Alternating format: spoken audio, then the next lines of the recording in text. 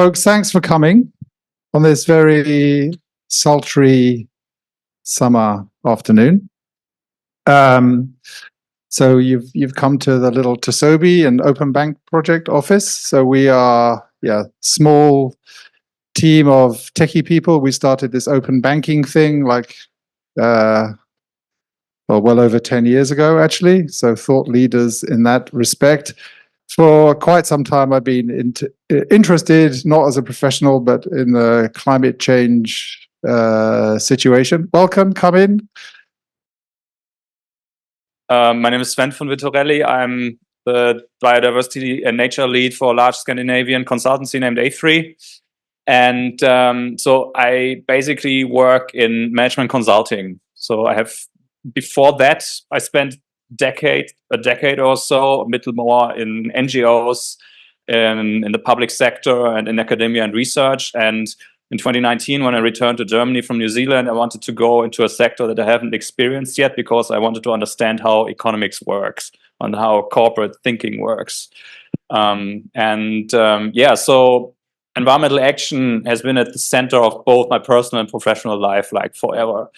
And if there's this one thing, this one limitation that is also the most frustrating experience of my entire life, basically, is that at the end of the day, whatever we do is somebody will ask, how much does it cost? This is actually the one thing and the one issue that actually keeps basically delaying everything right now. This is why we have such a strong opposition against climate policy and climate regulation set up by the government. This is why companies are watering down processes that would lead to a more and faster and just sustainable transition. And this is also where companies are, and you can't even blame them for them, are severely limited within the economic paradigm that we're currently working in, because sometimes the margins are very small and you need to do the best you can with what you have. But we apparently cannot do better within the current sphere of how we do economics. And this is really like me when I'm experiencing our projects and also other initiatives, we keep running against the wall. And there's currently not a single item in our economic toolbox or socio-economic toolbox that would help us achieve any of the climate and sustainability targets on time. That's a full stop. So it either really, it's an issue of political and social resistance. It's also an issue of money. It is an issue of not being able to upscale certain promising technologies or initiatives fast enough to achieve us any of the Paris targets on time. And if somebody tells us anything else within the current toolbox, then I call them out a liar. Then that's a promise. So this is this sole frustration of mine that keeps carrying me, because I have I've been searching for decades for somebody who can actually break through it. And then along comes Kim Stanley Robinson with the Philosophy of the Future. And I read through this book and I was like, okay, global carbon coin, what the hell is this? And then I did some research and I was like, oh my God, this is a real idea. Then I read this paper and then I was like, oh my God, this makes sense. And then I was like, okay, sometimes you're so stuck in your doomsday thinking or in your pragmatic realism that you think things could be too good to be true. But so I showed this policy paper to two more people in my network, and they were like reading through it, and then both of them came out and said like, "Oh my God, this makes sense." So then I got in touch with Delton, and he also laid it out to me in his own words, and I was then convinced that okay, this is a theory by now. We still need to prove it. We need a demonstration project to prove it. But this is actually the first policy in I think 3 decades of climate negotiations that breaks through what I, at least for myself, I have identified as the most severe roadblockers for faster transition.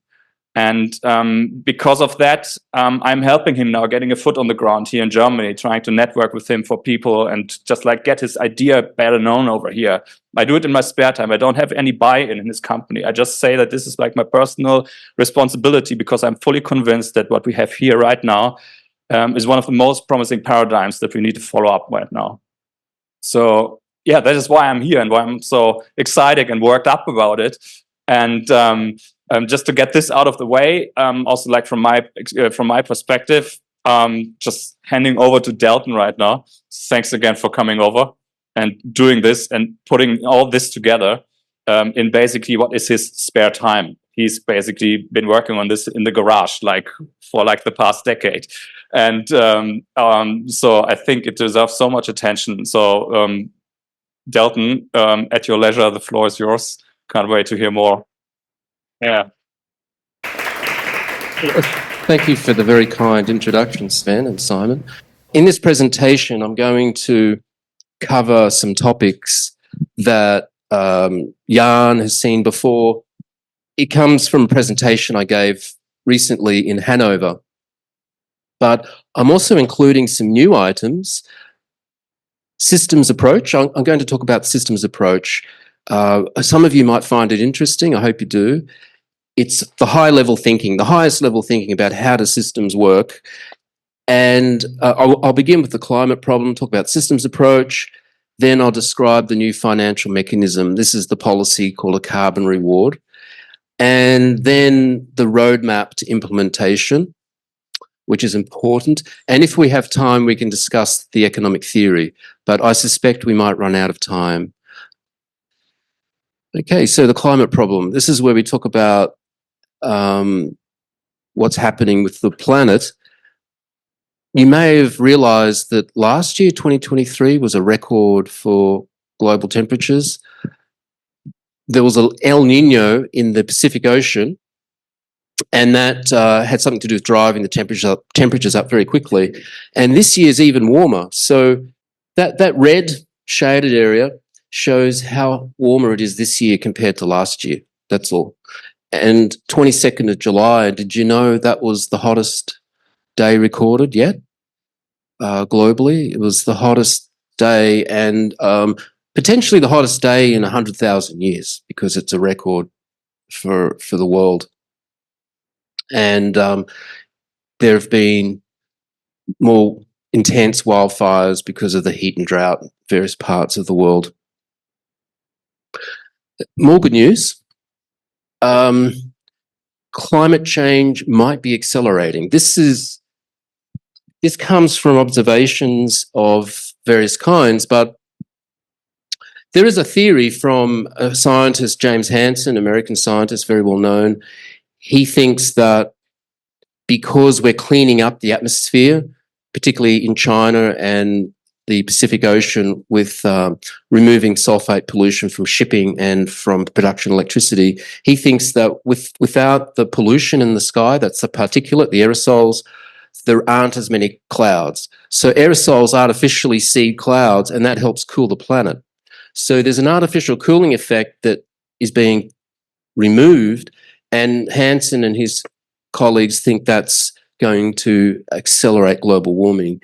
Whether it's true or not hasn't been ascertained, but there is evidence for it.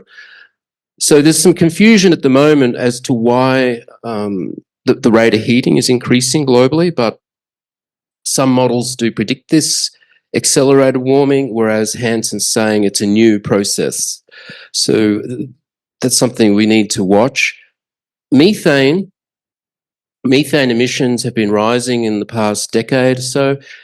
I'm not exactly sure why, I don't remember why, but that's a big question, because will it continue to rise quickly or will it level off? We don't really know. Methane and CO2 actually are the main greenhouse gases. So the climate change process could be accelerating. Very important and a major discussion point in climate science in the past decade or so are the so-called climate tipping elements. These are simply subsystems in the climate system that potentially can affect the global climate. And they're processes or systems that have tipping points, meaning that they're quite stable in a certain range, but if temperatures rise too much, if CO2 levels rise too much, these systems can become non-linear. An example would be the thawing of permafrost in the northern latitudes, because, you know, the permafrost, it contains organic matter, it's frozen. If it melts, bacteria get to it and then it releases CO2 methane. Another major example is the Greenland ice sheet. If the ice sheets are breaking down quickly, then sea levels will rise, of course. The Atlantic Ocean is a major conveyor belt for heat to Western Europe. It actually keeps the climate in Western Europe very mild. And scientists are now thinking that this system could actually become unstable this century, which would be close to catastrophic if it were to destabilize. So without going into a lot of detail here, the whole point of these tipping elements is that we as a species, as a civilization, we would be wise to limit global warming to 1.5 to 2 degrees, and definitely well below 2 degrees, to avoid these tipping elements, or to avoid them becoming tipping points. This problem is compounded by the fact that we don't really know when they're going to tip or what could cause them to tip. There's inbuilt uncertainties. Climate models can't make these predictions because they're not calibrated for processes that we haven't observed yet. So you need a risk management approach, basically, to deal with these sorts of problems. Climate change, the way that we would understand the climate problem from an economic, financial, and social perspective is through the amount of money that we would need to throw at the problem to decarbonize the energy sector, to decarbonize all the other sectors of the economy, such as transport, buildings, agriculture, construction, and so on.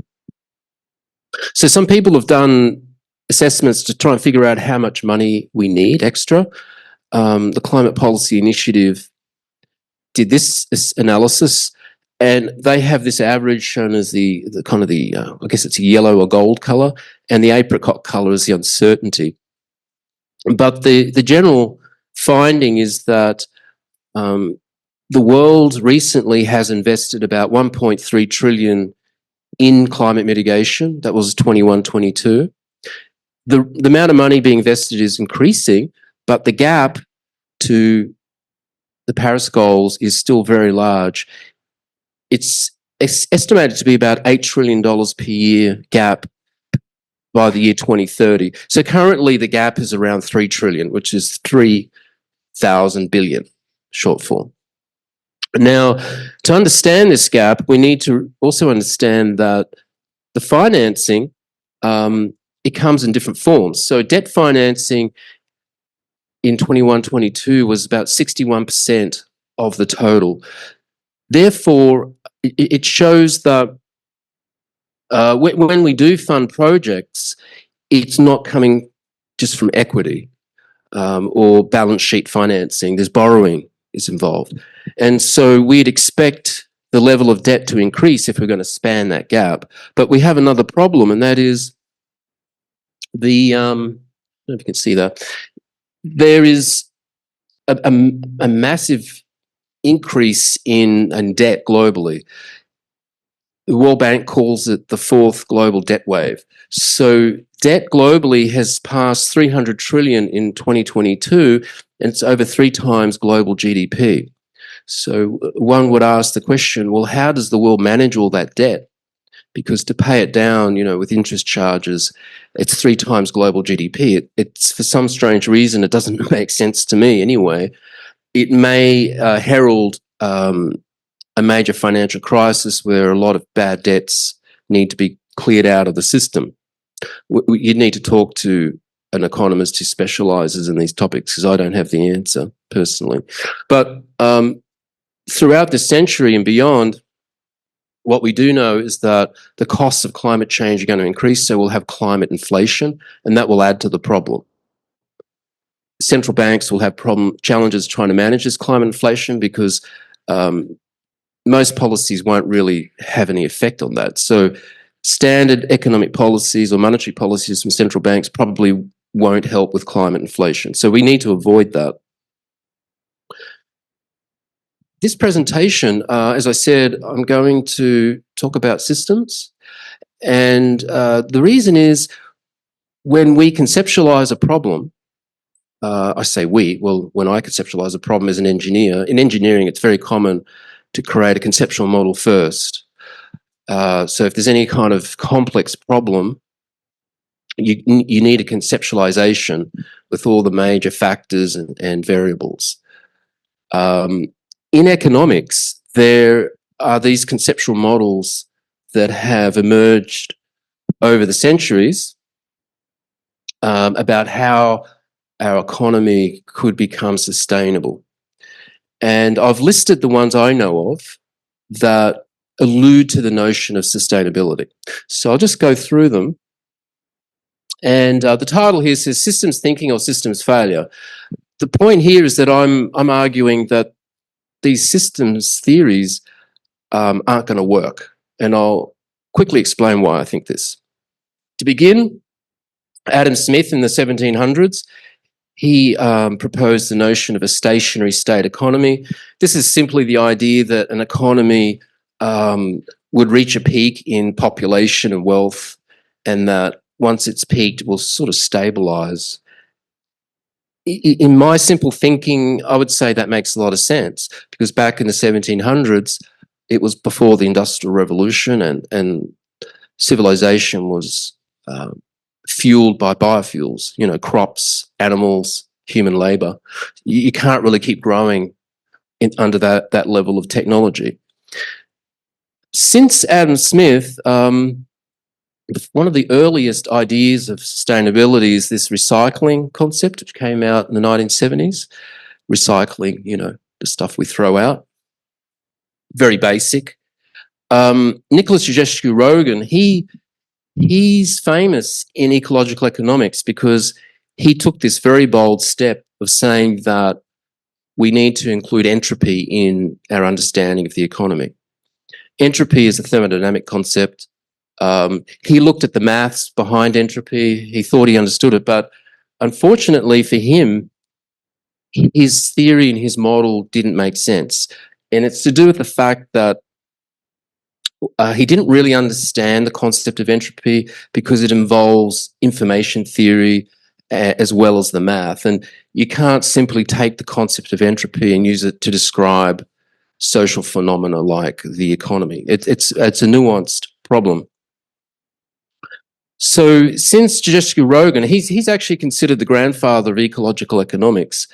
Herman Daly was his student, and Herman Daly put forward the notion of the steady state economy, which is somewhat similar to Adam Smith's idea, but here he's alluding to the idea that the steady state economy has stocks of materials in it, and then there are flows of materials going in and out. And he argued that we need to have this system in a steady condition with what goes in equals what goes out, and you recycle. In my opinion, these ideas, they have some merit, but it won't help us with climate change because it's not really a thermodynamic model that can address the carbon cycle. And I'll talk about that later.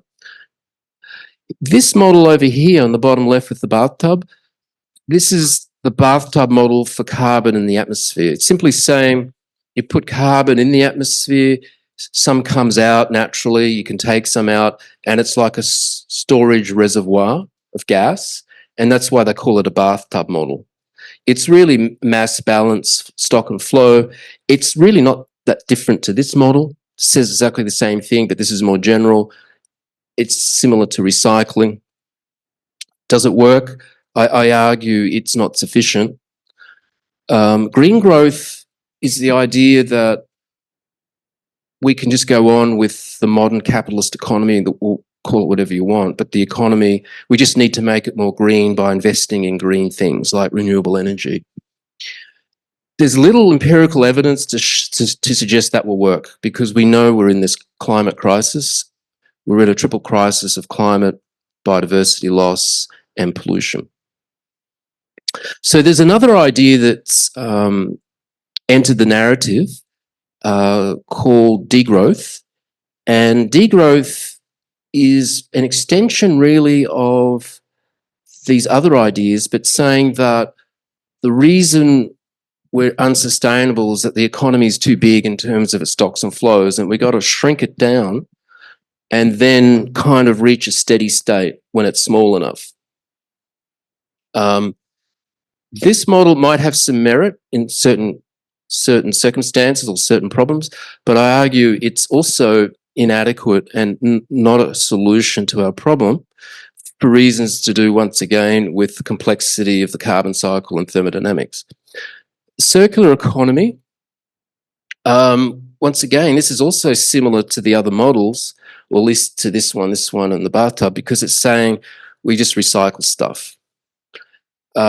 So if these models aren't good enough, what's going on? What do we need?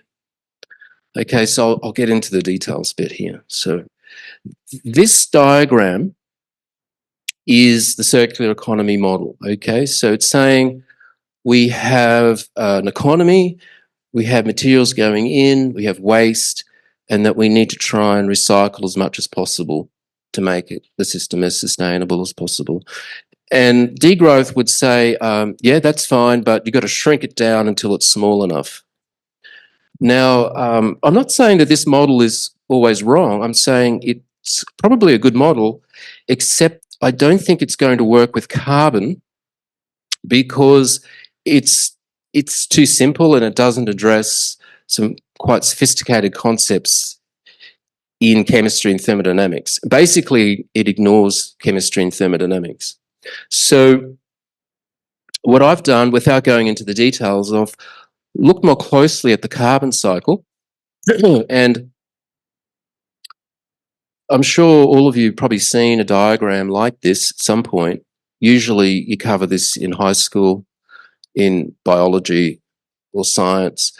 And the carbon cycle, its main features are that there's carbon in the atmosphere, CO2, and it's absorbed by plants through photosynthesis.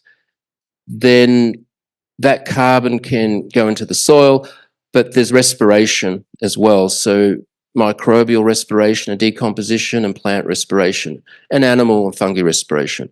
And if you look at the sinks, 120 gigatons per annum for photosynthesis, plant biomass is gaining, terrestrial uptake is 3. It's just generally balanced by the respiration. So 120 photosynthesis, add 60 plant respiration, 60 for decomposition, and it comes to 120.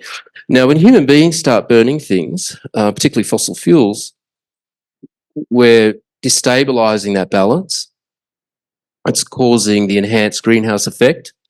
Because we're increasing the concentration of CO2, more CO2 is going into the ocean. It's being acidifying the ocean, and more is also going into photosynthesis. So it's kind of buffering our emissions, but it can't buffer it perfectly. And the buffering effect will get weaker and weaker as we add more to the atmosphere. However, I just wanted to emphasize that in this carbon cycle diagram, there are different components that I think economists have overlooked, and that is you have fluxes that are purely physical, and then there are fluxes that are driven by living things. So photosynthesis in the ocean, that's a living system, and this is living. So when we look at the living systems, to understand why they exist isn't so easy, because you're talking about evolution, Darwinian evolution, and the origins of life and all that. But moreover, there are thermodynamic processes behind life itself. And that's why I call these living components complex and having entropic effects.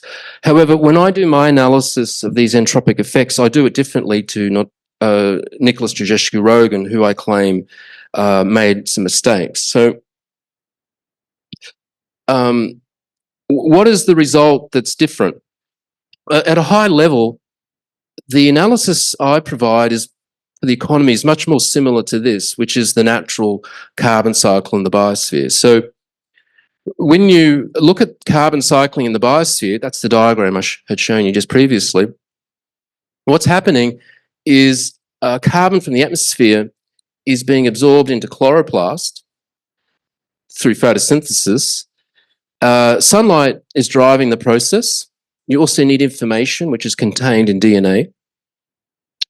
And then the respiring cells, they get energy from the chloroplast as sugars.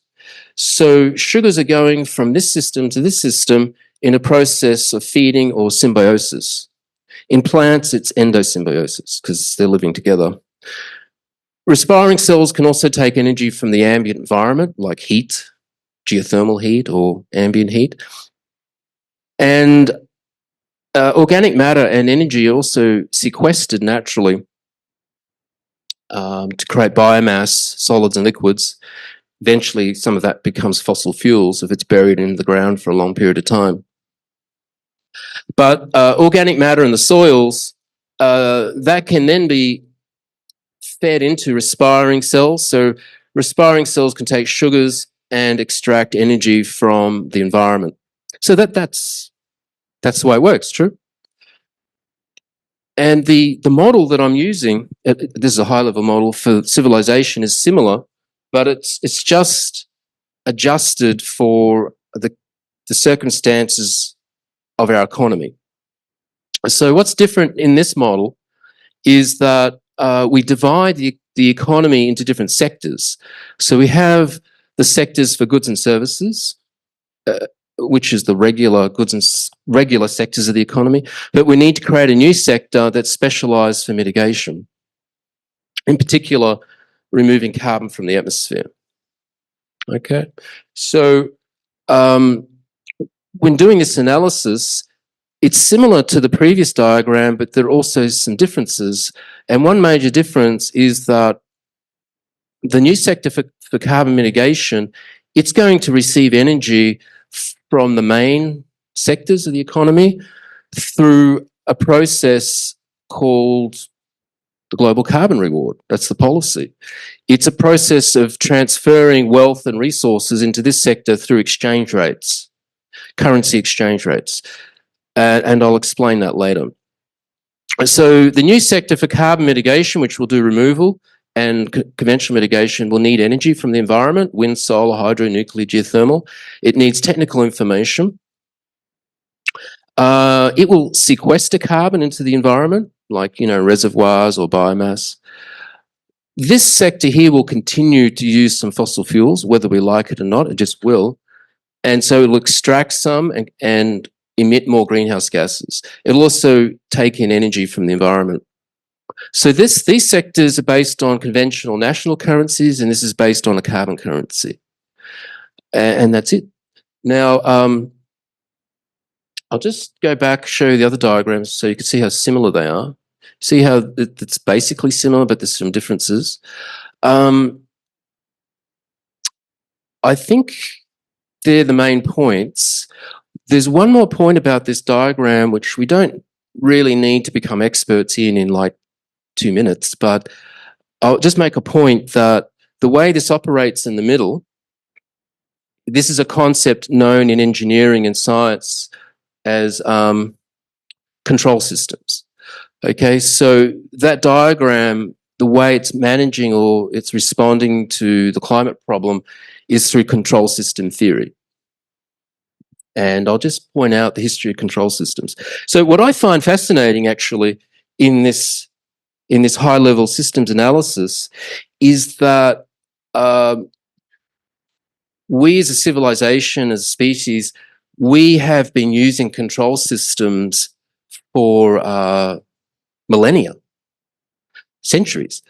The first control systems were developed by the ancient Greeks when they were trying to build clocks. So they built these clocks called water clocks.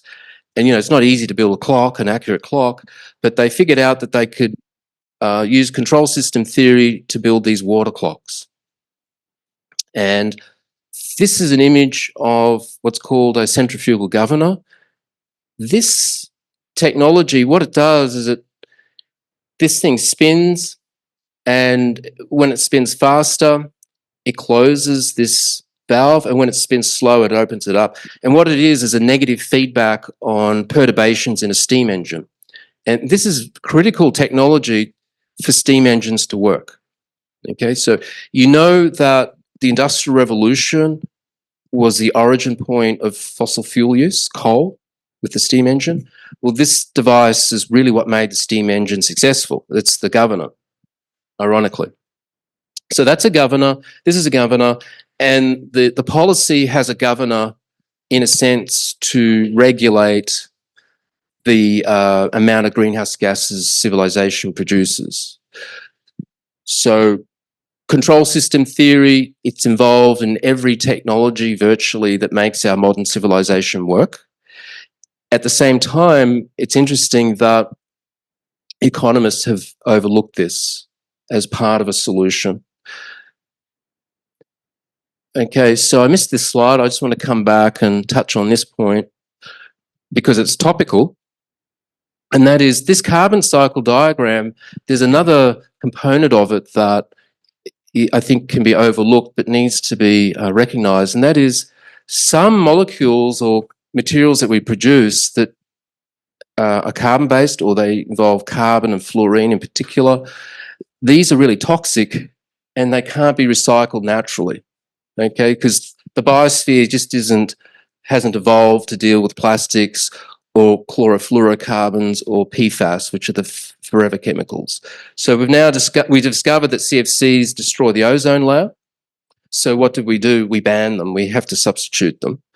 Plastics, there's this ongoing discussion about recycling plastics, but in my opinion, that will be virtually impossible. So the only solution to plastics that could possibly work is to either break down the plastics down to the molecular level into simpler compounds, but that's going to take a lot of energy and it may or may not work. So we might have to substitute plastics. And then PFAS, the forever chemicals, they now find that they're carcinogenic. So we'd have to remove them from the carbon cycle. So what is a carbon reward? I don't expect you to know the answer because it's such a new policy. It's a new international policy for resolving the market failure and meeting the Paris goals. It's unique because it addresses global systemic risks with carrots. Carrots meaning grants, debt-free conditional grants. It combines market theory, or it combines market financing with monetary financing. It expands on neoclassical economics. It offers improved ecosystem protection. It avoids carbon offsetting. So carbon offsetting, if you're not sure, that's when people buy carbon credits and then continue to pollute. So it is a very technical explanation. There's a lot of details. So I'll just go through it, fairly quickly without getting stuck in the details. But the idea here is we do need a new market instrument, a market tool called a tradable carbon asset. I also call it a carbon currency. We give it the symbol XCC. There's a reason for that because in ISO standards, that's the kind of code you'd use for this type of currency. It's commodity-linked currency, begins with X. You could check that out yourself. It's ISO 4217. And it has a unit of account of 1 tonne of strategically mitigated carbon dioxide equivalent, where it's mitigated for 100 years or more. In this policy, the reason it's strategically mitigated is that it's got quite a lot of flexibility in the definition so that we can avoid emissions and remove carbon from the atmosphere at speed and scale. So it's not trying to be perfect, it's trying to be effective. The asset, its main function actually is for the carbon accounting, but also it's a tool for reallocating financial capital on a global scale in what may be called a mitigate and trade market. So The whole world will be able to trade it. And this is how we reallocate finance to pay for the mitigation. The theory behind this open trading is reference to Ronald Coase, the Coase theorem. If you haven't heard of that theorem before, you might want to check it on Google or Wikipedia. It's an important theory, just saying that, you know, when you allow people to trade, you can come to a socially agreeable result. This asset, I said it's commodity linked because it's obviously linked to carbon. It's non-fungible and carbon mass. As I said earlier, it means that it's not exactly a ton. It's got some flexibility built in. It's not a carbon credit. There's no offsetting. It's used to manage and price systemic risks. It's not for making purchases. So it's not like euros. You can't actually use this to go shopping. You can't buy stuff with it.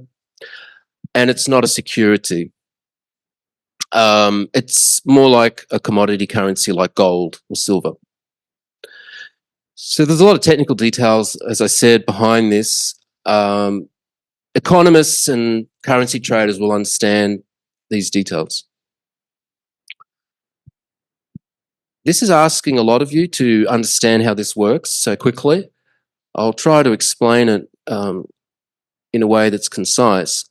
Now, the point here is that we want to use this currency, XCC, to fund mitigation. So we're going to supply it into the marketplace, but we're also going to give this currency, XCC, a price floor. And the price floor will look something like this. It's going to be guaranteed by central banks. That means if you buy the currency here in 2030, say, and you hold on to it for 10 or 20 years, it's going to appreciate in value. Also, the blue line, which is the price floor, is just the minimum value. It can fluctuate above that. I'll explain why this is important a bit later. I'm just introducing this concept to you so you're prepared for it. But this is called the XCC price floor, involves central banks, it's a guarantee, and it drives the whole policy. Now, I'm going to explain the financial mechanism of how the whole thing works. So if we're going to create XCC, if we're going to issue it to projects as a grant, then you have supply. We also need to manage the same currency, so there's demand. So if you have supply and demand, where they meet, a price will be discovered. And so we need to explain both. And so this is the policy. This is how it works. We need a new institution called a Carbon Exchange Authority, and it will be set up under the UN. And the Carbon Exchange Authority kind of behaves like a bank. If you know about banks, they actually create money. I don't know if you're aware of that, but they create euros. And they do it on a balance sheet where they have assets and liabilities. So a commercial bank, its assets are its mortgages and contracts for lending money, and then it can issue new currency.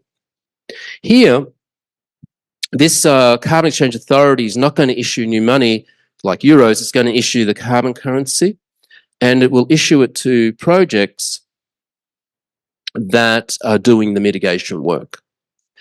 Now, those projects, to earn the XCC, the carbon currency, they have to sign a contract that commits them to certain performance over the long term.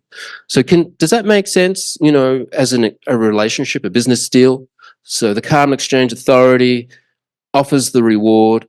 Projects, if they want the reward, they sign a contract, and then they can earn the XCC over time for doing the mitigation. Fairly straightforward.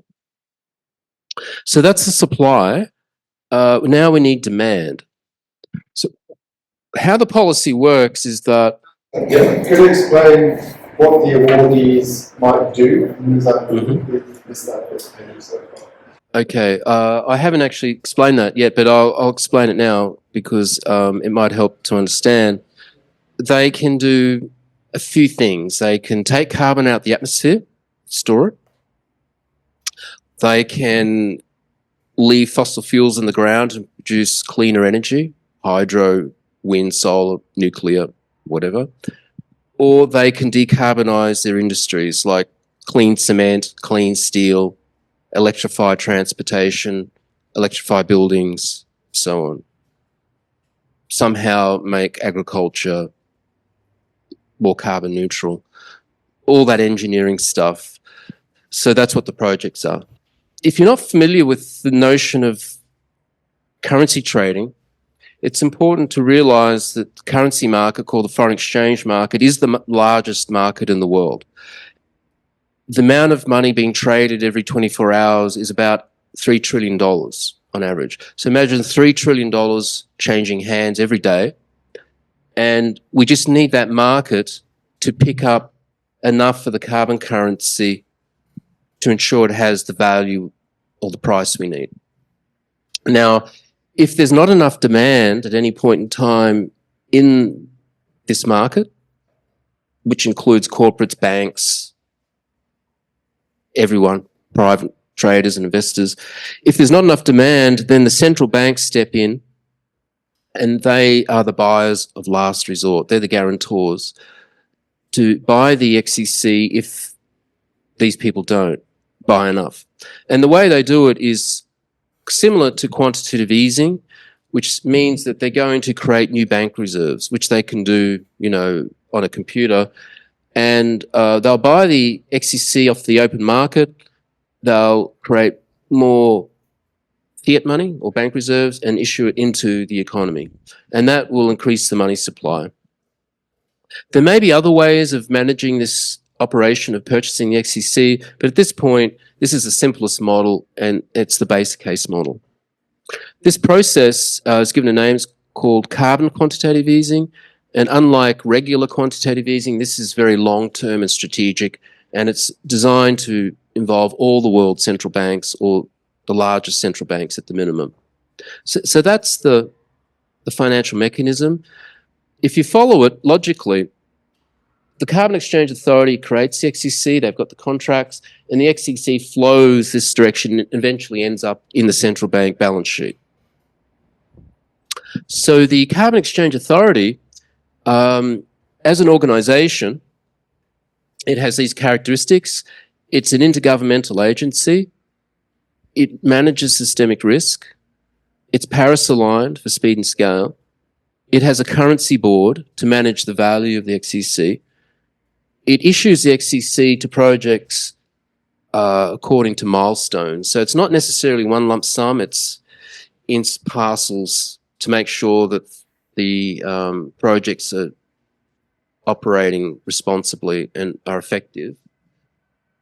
They design the rules and standards and guidelines, and the policy or the institution is self-funded because they're going to take a percentage of this XCC to fund all their operations, which is kind of good because countries don't have to pay to get this institution running. The main focus of the Carbon Exchange Authority is going to be the energy transition, maximising co-benefits and reducing debt stress, particularly in developing countries. And they also have to manage technologies very carefully because if you mismanage the rollout of renewables, you can have all sorts of problems, energy reliability and cost blowouts and things like that. On the demand side, just to explain a bit more about the central banks and how they're coordinated, the idea actually is that in this carbon quantitative easing, the central banks are only going to print an amount of money that's proportional to the size of their economy. So every economy in the world, when compared, looks like this in terms of GDP. Now, currencies in circulation are very roughly proportional to GDP, but the idea here is that in carbon quantitative easing, we're going to ask central banks to print an amount of money that's fair for their economy, and so that the monetary inflation is uniform for every currency in circulation. And basically what I'm saying is we're going to neutralize the monetary inflation to make it even around the world economy. And that's why, and then this way the whole world economy is working together and it won't distort trade finance. It's a detail, but very important detail. For the rest of this presentation, I'm going to sort of break down how the policy works in more detail. In the previous slides, I tried to convey how the whole thing works with the notion we're going to create this carbon currency, XCC, and we use it to pay projects, and then we allow it to trade, and that way we create demand, and central banks guarantee it, and that ensures the demand. That's the general concept. So when we issue the carbon currency, remember we have this huge task of trying to decarbonize the global economy, and I don't know, that doesn't work, does it? We're somewhere here, 2024. We're producing about 59 gigatons of CO2 equivalent per year, 36 tons of actual CO2, gigatons of CO2. And current policies would take us to about 2.5 degrees, roughly, something like that, maybe more. And that's this trajectory here. This graph, by the way, although it's approximately right, it's not exactly right. It's just a scenario. Nobody really knows what's going to happen, and it's an approximation. So the concept is, if we wanted to stay at 1.5, we would have to decarbonize super quickly from now, follow this trajectory. And scientists have figured out that even if we did this amazing decarbonization transition, we can't go to zero, gross zero, because there are certain processes that we depend on in agriculture, what have you, that you simply can't decarbonize. It's too difficult, too expensive. So we'll always have residual emissions. And because we have residual emissions, you can't get to net zero unless you take stuff out of the atmosphere. And that's what the orange is. So we need this removal and storage from the atmosphere, increasing from zero about now to around 20 gigatons per annum. And if we remove that from the atmosphere, it would counteract the residual emissions, and we get to net zero somewhere around here, where the apricot color equals the gray, cancels it out, net zero. That's net zero in all greenhouse gases. Now, what the policy is going to do, it's going to fully fund this, okay, the removal, because you need it, right? So the reward channel 1 is all about funding this, and it's an explicit price, meaning we ensure that the carbon currency, the way it's issued, is 1 unit for 1 ton of carbon dioxide equivalent removed from the atmosphere and stored. So it's pretty straightforward. I hope it's straightforward. The second reward channel is for dealing with this conventional mitigation. Now, as you could imagine, to decarbonize or avoid all of that, you need to move from fossil fuels to cleaner energy, be it renewables and nuclear, hydro, geothermal. Fission isn't available yet, so we'll have to wait and see if that ever materializes, but that's the concept. And so it's about decarbonizing all sectors of the economy, which include electricity and heat production, agriculture, forestry, land use, buildings, transport, industry, and other energy consumption. So that's what we need to decarbonize. It's a lot of complexity. The policy in financing this decarbonization has customized pricing, meaning it's very flexible. We're not fixed in terms of price per ton.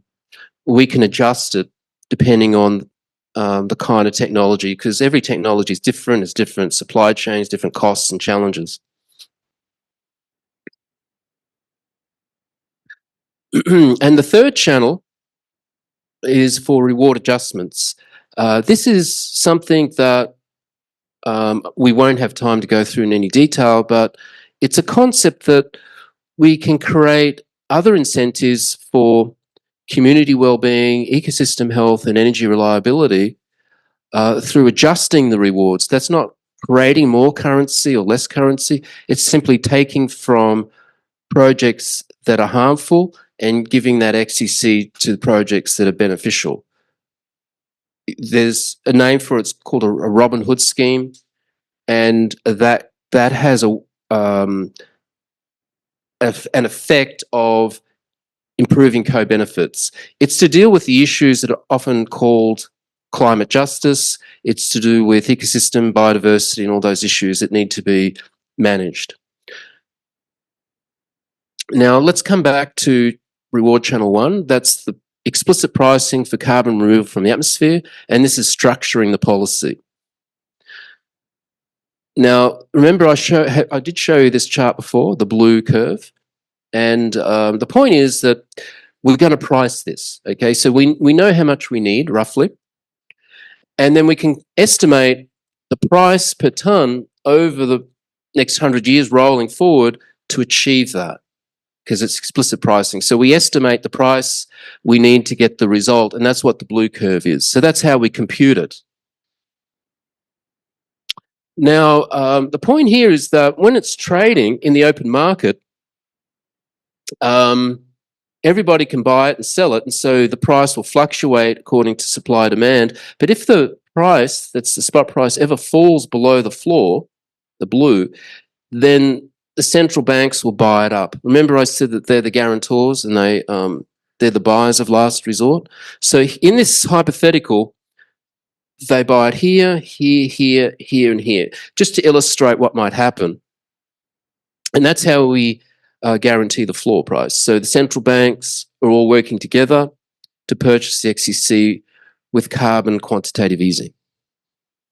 I hope that's reasonably clear. Now, this chart, at first it might be some confusing chart that doesn't really make a lot of sense, but it's actually vitally important to understand this, because this is the forcing function for the whole policy.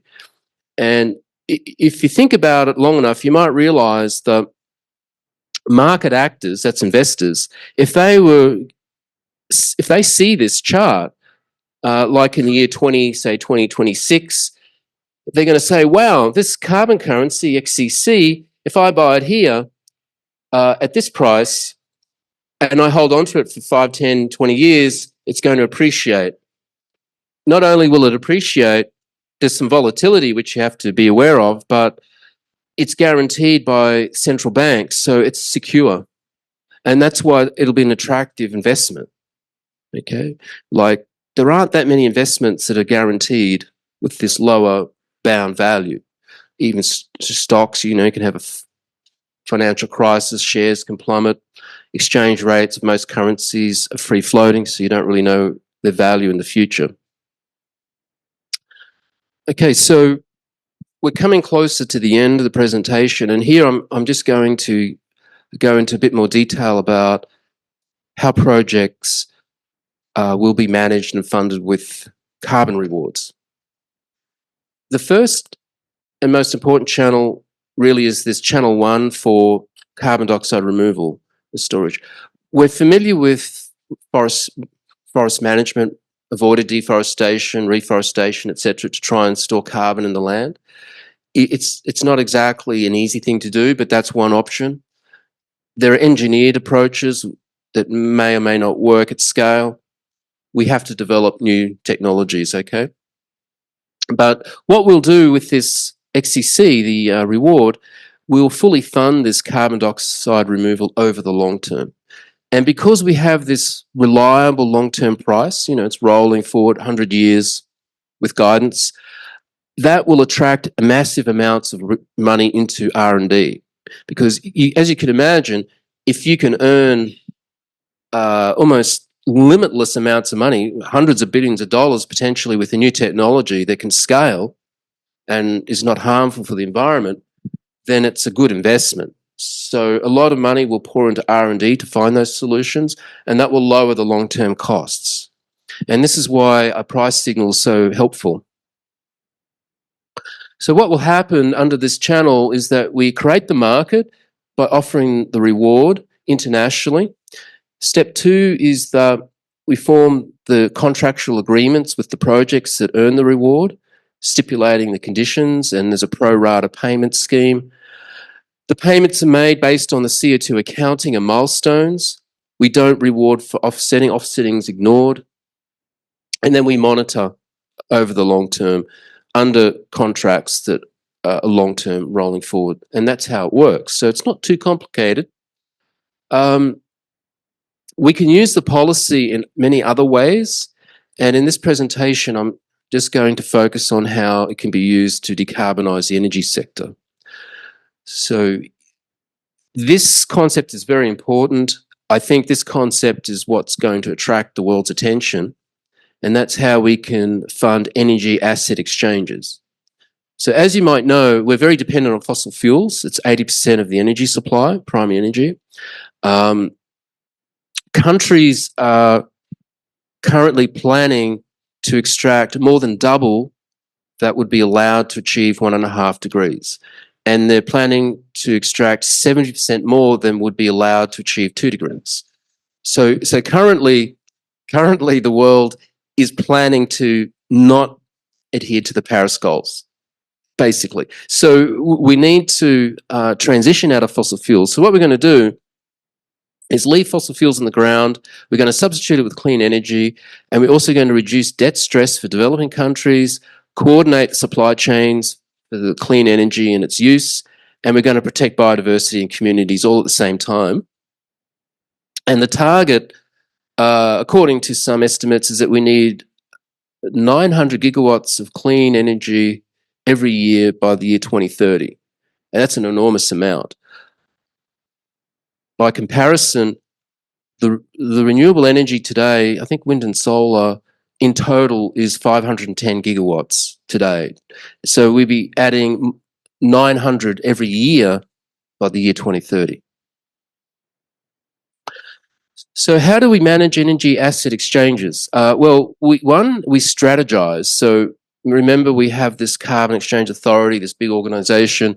It's going to evaluate all the fossil fuel reserves in the world and identify those that are good candidates for rewards. We then allow the owners of these fossil assets to participate in reverse auctions, so it's voluntary. If their offer is reasonable, then we'll offer them a reward contract.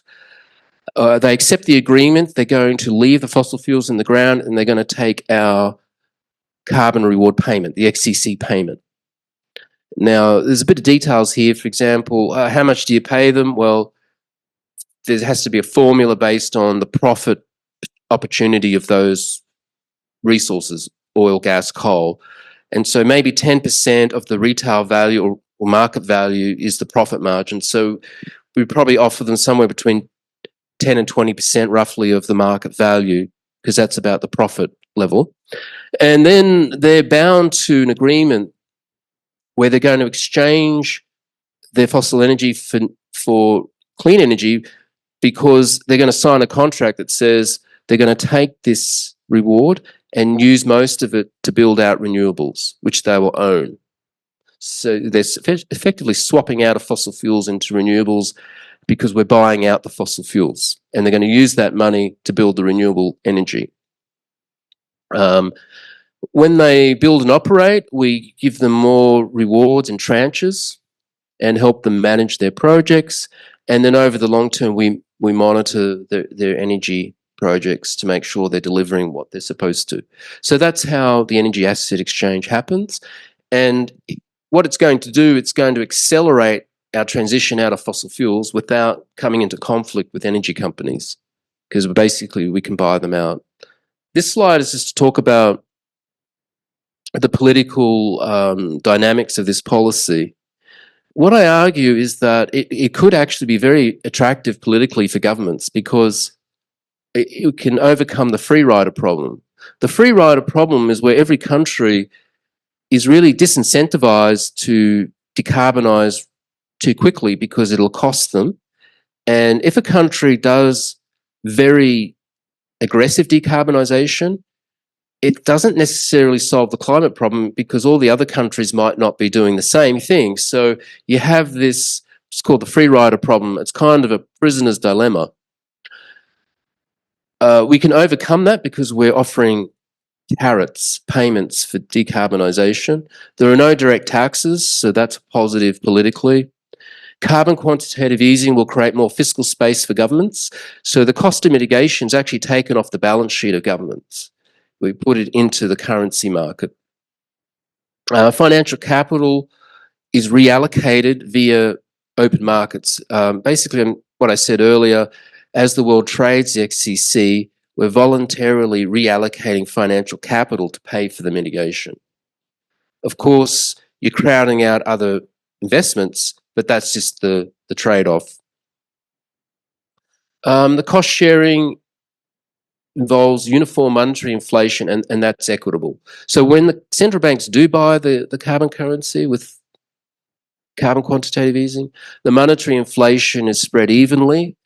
Remember I explained that, and that's equitable for every country because it certainly doesn't harm developing countries, and developed countries won't really notice the effect, hopefully. Political challenges. There's no free lunch. Okay, so ultimately, this will cost us in terms of some monetary inflation, and we will be investing much more into the energy network. That means increased savings, and it means this will crowd out consumption. The reason this is the case is, I believe, because of economic modelling that's looked at this particular problem. I don't do economic modelling myself, but just reading some papers, these are the conclusions that to actually achieve the climate goals, particularly 1.5, there will be less money and resources available for consumption. So that's the trade-off. Implementation. This project began about 10 years ago when I started dabbling in economic ideas. I thought it would only take a couple of years to get this off and running. I'm at the 10th year, so things do move slowly in this field. But it took quite a while to figure out the policy and the economic theory. The project was established in 2021 called the Global Carbon Reward. It's a non-profit project, and our goal now is to demonstrate the policy. So the policy has been featured in the Wall Street Journal and some major conferences. And the implementation plan is as follows. What we're going to do is raise some money. We need about $10 million. With that, we can do the economic assessments, expert interviews, and then role-playing with stakeholders, mainly businesses. You know, these dirty industries like fossil fuels, aviation, shipping, construction, buildings, transport, agriculture. So we role-play the policy with them because we're not going to actually build a carbon currency at this point. We have some potential to earn revenue through training and certification for the policy. That will take about 2 or 3 years, and the expectation is a few countries will step up to do a pilot, and this is when the policy will really take off. The idea is that a few countries, developing countries, probably get together, they'll build a fund, maybe with the help of the World Bank or the IMF or, I don't know, a billionaire. You need a pool of money, maybe 100, 250 million would be good. Then we can do the first energy asset exchange. So we'll have a beta currency, there's a trial currency, a pilot currency, and we'll buy out some oil and gas reserves, and then, you know, do the contract, get them to build some renewable energy. And so this concept, it may appear foreign to us because we haven't really considered it. It's a new idea. However, Ecuador actually tried this, not in such a complex way as this policy proposes, but they had a similar idea. So in Ecuador, they have virgin rainforests. This is the part of the Amazon. And there are indigenous tribes that live in the Amazon. It's pristine, there's biodiversity and so on. But they also have oil and gas in the Yasuni National Park. So the Ecuadorian government thought, well, hold on, we need the money, but we don't really want to, we don't want to impact the environment. So they made a proposal to the world. They said, okay, world, that's the whole world. They said, look, pay us $3.6 billion, which is the value of the fossil fuels, and we won't mine it. They thought that was a fair exchange. But the world didn't respond. The world came up with $13 million, not 3.6 billion. So they didn't solve that problem. And recently, they thought they'd try a legal approach. So they said, okay, well, we really don't want to extract. Why don't we have a vote? And they took it to a referendum, and the vote turned out to favour leaving it in the ground. So under this referendum, the government of Ecuador came to the conclusion that people want to leave the fossil fuels in the ground to protect the park. True? However, as it turns out, even though that was the outcome, they're still extracting. They haven't stopped, and the government's not going to stop them because they just can't, because they need the money. The money involved is just more powerful than the political will to stop it. And so, as an example, we could maybe even fund an energy asset exchange in this Suni National Park. That'd be pretty cool. If that happens, the whole policy will then be discussed by the whole world. It can go into the UN for discussion. If a club of nations support it, they can set up the Carbon Exchange Authority, they can implement new central bank mandates, and then get the whole thing rolling for other countries to join in. So that's the end, unless you want me to keep going, but I don't think it's